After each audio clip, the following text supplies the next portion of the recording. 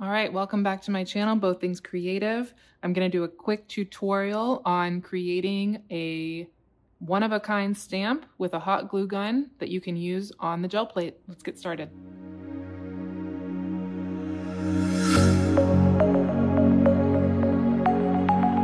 Materials. You'll need a cardboard surface, kind of a hard surface to glue onto, which I'll show you in just a minute.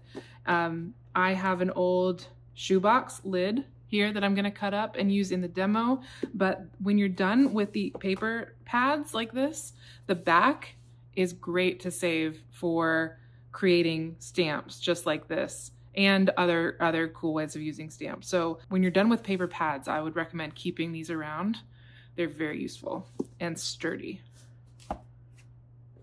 So I'm gonna use this shoebox lid. We got my 4-year-old some new Minnie Mouse shoes she's in love with. And I get to use the lid, so lucky me.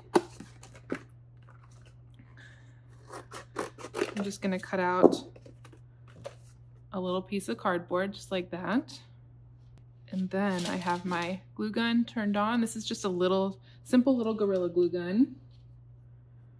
And you can do any kind of design, anything that you can imagine, you can create. I'm gonna do some simple circles.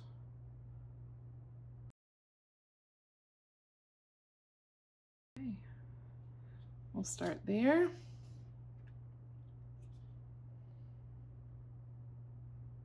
gonna let this dry and we'll be back in a few minutes. Dry to the touch. So let's get over to the gel plate. Go. Use these colors. Cadmium, red deep hue, turquoise blue. Let's see how these play together.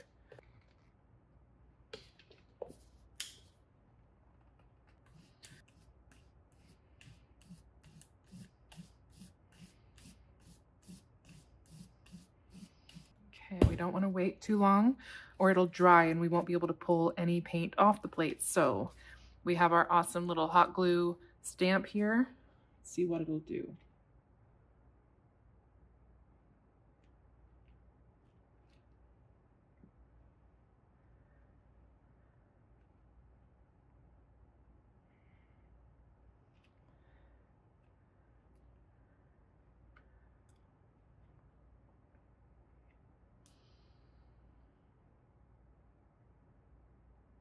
I'm applying a good amount of pressure here to make sure the paint adheres to the stamp and comes on up.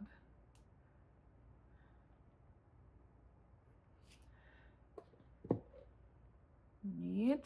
And actually, that's an effect I didn't even plan for, that the red, of course, would get onto my stamp, and as I move down into the blue, I'm leaving some red there, which is a very cool secondary effect. Neat. I love it. That's pretty neat in and of itself. Okay, I'm gonna let this dry, maybe even use my blow dryer on it. Heat gun is an option too. I just don't own one. And then I'll decide what the next layer of paint I'll put down to pull this print will be. Okay, we're all dry. I'm ready to pull my print and I have a decision to make. I can lay down another color of paint to pull this off of my plate, or I can use this clear matte medium, which is an acrylic body, which doesn't have any pigment or color in it, so that these colors will be maintained and not affected. I think what I'm gonna do, go for one more color. I'll choose a color that I think will go nicely with the colors I already have here. Let's pull it with this magenta. I'll need more paint. You want a good even coat for the last layer of paint that you apply before you pull the print, so that it makes contact with all the previous layers of paint on the plate and can dry and stick together and pull up nice and clean. Okay. I'm gonna pull this on regular printer paper. I'll lay my paper down, definitely before that paint begins to dry. As soon as you get the nice even coat of paint, put your paper down so that it has every chance of adhering to the wet paint completely. Even pressure across the entire surface. And now I'm gonna let this dry, probably 8 or 9 minutes, and we'll be back. This is the hardest part.